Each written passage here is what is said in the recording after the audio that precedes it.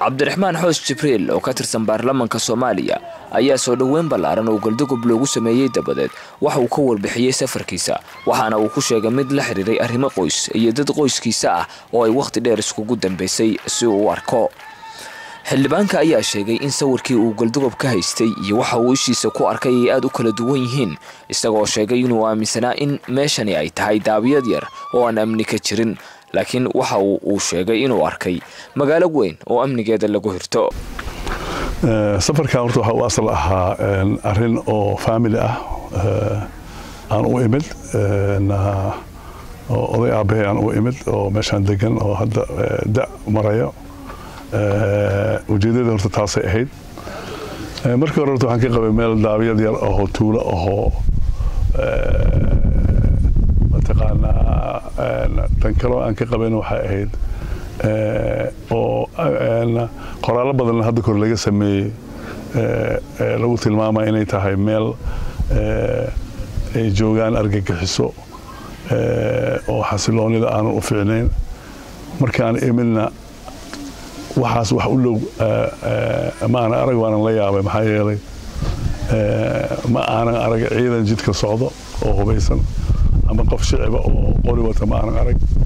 habeen ilaa koodo habeennimo waa socday wax xabada aan maqlay ma jirto.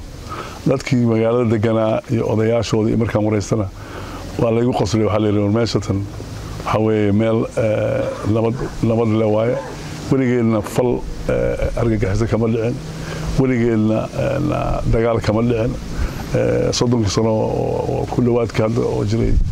Cabdiraxmaan Xoos Jibriil ayaa horumarka magaaladani ay sameysay waxa uu uga mahadceliyay dadka deegaanka oo uu sheegay in si wax wada qabsi ah ay ku sameysteen. waa magaalo aad u fiday qurux badan ka muuqato dhismo badan ka socdaan ganacsi fiican leh korontadu ay socoto powerku u socdo 24 saac internetkii ugu xawriga badnaa ay haysato ama ay ku jiraan xataa 3G oo aan laga helin magaalooyin waaweyn oo Soomaaliya ay ka mid tahay Muqdisho.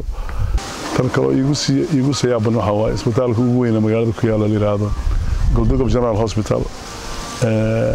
waa isbitaal aad u weyn oo leh qaybta dumarka iyo caruurta leh qayb qaliin leh.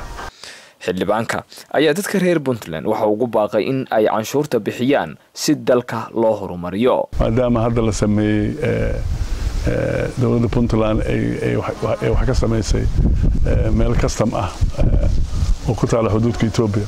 haddii intaas la isla helo waxay noqonaysaa dhaqaale fiican oo soo galo dawladda Puntland iyo federaalka faa'iido ugu jirto waxay tahay maadaama beebishka markuu batabo waxay helayaan canshuur fara badan dhaqaalaha ayagana soo galaya marka ummadda dhan la wada faa'iideysaa. Iman Mohamed Gani, Puntland TV, Galdogob.